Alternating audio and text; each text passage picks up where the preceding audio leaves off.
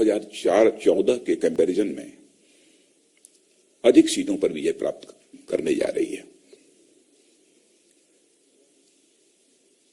और मैं यह भी कह सकता हूं कि एनडीए का जहां तक सवाल है, 2/3 मेजॉरिटी की भी संभावना को रूल आउट नहीं किया जा सकता। इसका कारण एक यह भी है कि 2014 में जिस समय प्रधानमंत्री उम्मीदवार के रूप में मोदी जी प्रोजेक्ट हुए थे, तो लोगों को एक आशा थी, एक उम्मीद थी। लेकिन वह आशा और उम्मीद 5 वर्षों तक लगातार सरकार चलाने के बाद एक भरोसे और विश्वास में बदल चुकी है।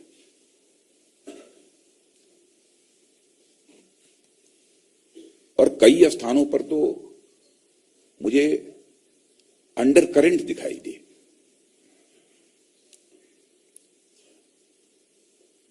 और यह लोग मानते हैं कि इस गवर्नमेंट ने समाज के सभी वर्गों के लिए जो कुछ भी किया जा सकता है वो अधिकतम करने की अपनी तरफ से कोशिश की है और उसमें काफी हद तक कामयाबी हासिल हुई है। एक संतुष्टि का भाव लोगों के चेहरे पर दिखाई दे रहा था।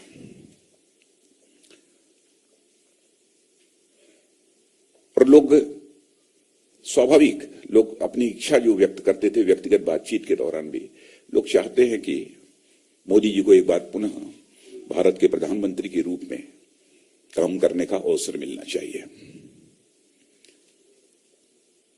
एक यह भी मैंने महसूस किया कि आजादी हासिल होने के बाद जब से आम चुनावों का सिलसिला प्रारंभ हुआ है, तब से आपने देखा होगा कि प्रायः हर चुनाव में महंगाई एक मुद्दा हुआ करता था। लेकिन 2004 और 2019 के जो चुनाव हुए हैं, 2004 के पहले आदरणीय अटल बिहारी वाजपेयी जी हमारे प्रधानमंत्री थे और 2019 के चुनाव के पहले मोदी जी। दोनों चुनावों में आपने देखा होगा कि महंगाई मुद्दा नहीं बनने पाया। और मैं यह मानता हूं कि हमारी सरकार की इकोनॉमिक फ्रंट पर एक बहुत बड़ी यह कामयाबी है।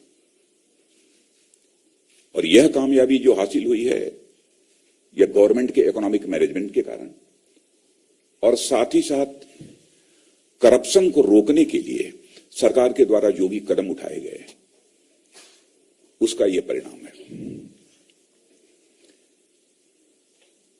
गवर्नमेंट के हमारे, यदि मैं कहूं कि कितने हॉलमार्क्स हैं, तो मैं कहूंगा प्रमुख रूप से 3 हॉलमार्क्स हैं हमारे गवर्नमेंट के। एक है अंत्योदय, यानी समाज की अंतिम सीढ़ी पर बैठे हुए लोगों का विकास, उनका अभ्युदय। और दूसरा देश का डेवलपमेंट। और तीसरा सुरक्षा।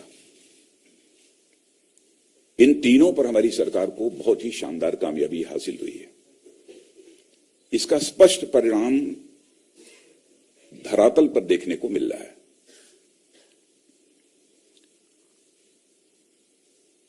लेकिन बराबर हमारे कांग्रेस के द्वारा, अन्य दूसरे राजनीतिक दलों के द्वारा यह दावा किया जा रहा है कि नहीं, वो सरकार बनाएंगे। लेकिन जनता ये पूछ रही है उनसे, और इस सवाल का इनके पास कोई जवाब नहीं है। भाई, 2014 का जो चुनाव हुआ था उसमें तो मोदी जी वर्सेस डॉक्टर मनमोहन सिंह, सोनिया गांधी थे। लेकिन 2019 के चुनाव में मोदी वर्सेस कौन, यह अज्ञात है। और मैं तो विपक्ष से अपेक्षा करता हूं कि स्वस्थ लोकतांत्रिक व्यवस्था में देश की जनता को अंधेरे में नहीं रखा जाना चाहिए। जनता को साफ साफ बतलाना चाहिए। यदि वह दावा कर रहे हैं कि नहीं उनकी सरकार बनेगी, तो सरकार को लीड कौन करेगा?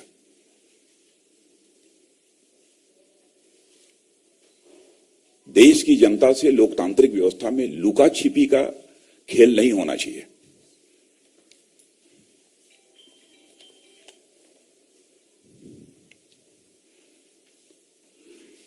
डेवलपमेंट का जहां तक सवाल है, आप सभी अच्छी तरह परिचित हैं, मुझे बहुत दोहराने की जरूरत नहीं है। इंटरनेशनल मॉनेटरी फंड ने भी इस हकीकत को स्वीकार किया है, दो टूक शब्दों में कहा है कि इस समय वर्ल्ड की फास्टेस्ट ग्रोइंग इकोनॉमी यदि कोई कंट्री की है तो वह भारत की है।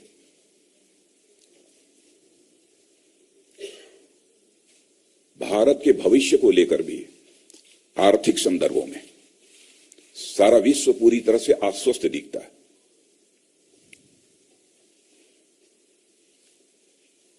और जहां तक सुरक्षा का प्रश्न है, सुरक्षा के संबंध में मैं कह सकता हूं कि सिक्योरिटी से रिलेटेड जितने भी थिएटर्स होते हैं, हर थिएटर्स पर बहुत ही शानदार काम हुआ है।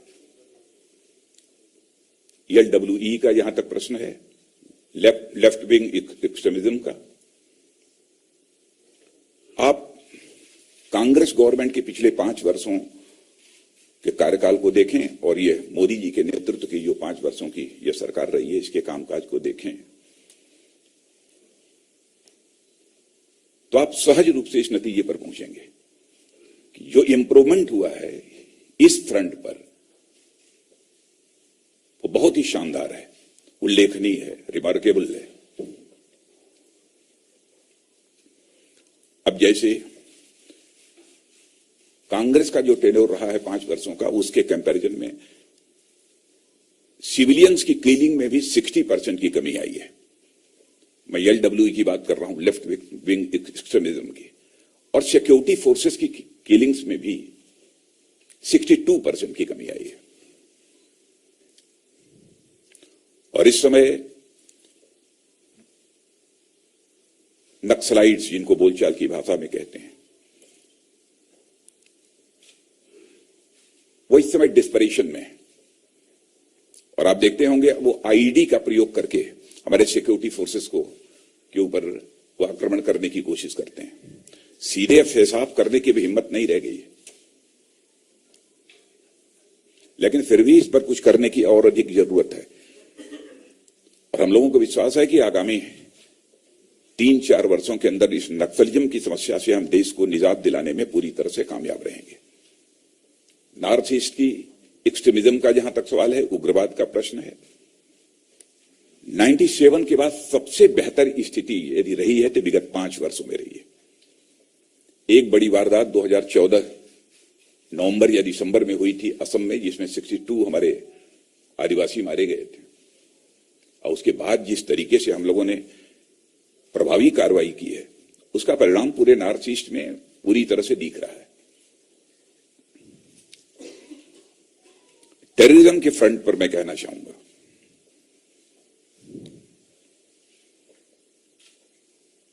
कि टेररिज्म का जहां तक सवाल है, जम्मू कश्मीर को छोड़ दिया जाए तो देश के अन्य किसी भाग में कोई बड़ी वारदात ऐसी नहीं होने पाई है। और इस समय वो सिमटकर जम्मू कश्मीर तक ही रह गया है। लेकिन यह ऐसा सवाल है कि इस संबंध में कोई यह दावा नहीं कर सकता कि बिल्कुल भविष्य में नहीं होगा। लेकिन जितने प्रिकॉशंस लिए हैं हम लोगों ने, जो स्टेप्स लिए हैं, जैसा हम लोगों ने एक्शन प्लान तैयार किया था, उस पर जिस तरीके से अमल किया है, उसके कारण यह कामयाबी हासिल हो रही है। और हमारे प्रधानमंत्री की एक बहुत बड़ी कामयाबी यह है कि टेररिज्म के सवाल पर पूरे इंटरनेशनल कम्युनिटी को ऑन बोर्ड लाने में वह कामयाब रहे हैं।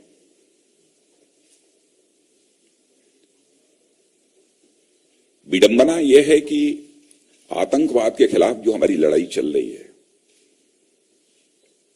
इस लड़ाई को कुछ अपने एक्शंस से कांग्रेस के लोगों ने कमजोर किया है। और मैं याद दिलाना चाहता हूं 2004 की भी। 2004 में जिस समय जनरल मुशर्रफ ने यह कहा था कि अब हम आतंकवाद को पाकिस्तान की धरती पर रोकेंगे, न पैदा होने देंगे, न पनपने देंगे, न बढ़ने देंगे। उसी के बाद जो है, उस समय के प्रधानमंत्री आदरणीय अटल बिहारी वाजपेयी ने जनरल मुशर्रफ के साथ समझौता किया था। लेकिन ठीक उसके बाद कांग्रेस की गवर्नमेंट आने के पश्चात डॉक्टर मनमोहन सिंह जी ने यह कह दिया कि केवल भारत ही आतंकवाद का शिकार नहीं है, पाकिस्तान भी आतंकवाद का शिकार है।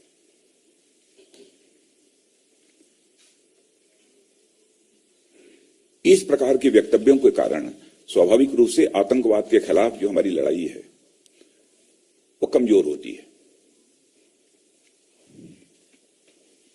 और एक नई थियरी कांग्रेस ने अपने शासनकाल में दे डाली, हिंदू टेररिज्म। टेररिज्म टेररिज्म होता है, उसकी कोई जाति नहीं होती, कोई पंथ नहीं होता, उसका कोई मजहब नहीं होता। हिंदू टेररिज्म, भगवा टेररिज्म, इस प्रकार के जो स्टेटमेंट्स आते हैं, उससे भी आतंकवाद के खिलाफ जो लड़ाई की धार होती है, वह धार कमजोर होती है। और मैं कांग्रेस सहित सभी विपक्षी दलों से यह अनुरोध करना चाहूंगा, सुरक्षा जैसे जो संवेदनशील प्रश्न होते हैं, सारे राजनीतिक भेदभावों को भूलकर सारे देश को एकजुट साथ खड़ा होना चाहिए। क्योंकि देश को यदि हम आगे ले जाना चाहते हैं तो उसकी पहली शर्त यही है कि देश में हर व्यक्ति को सुरक्षा का एहसास होना चाहिए।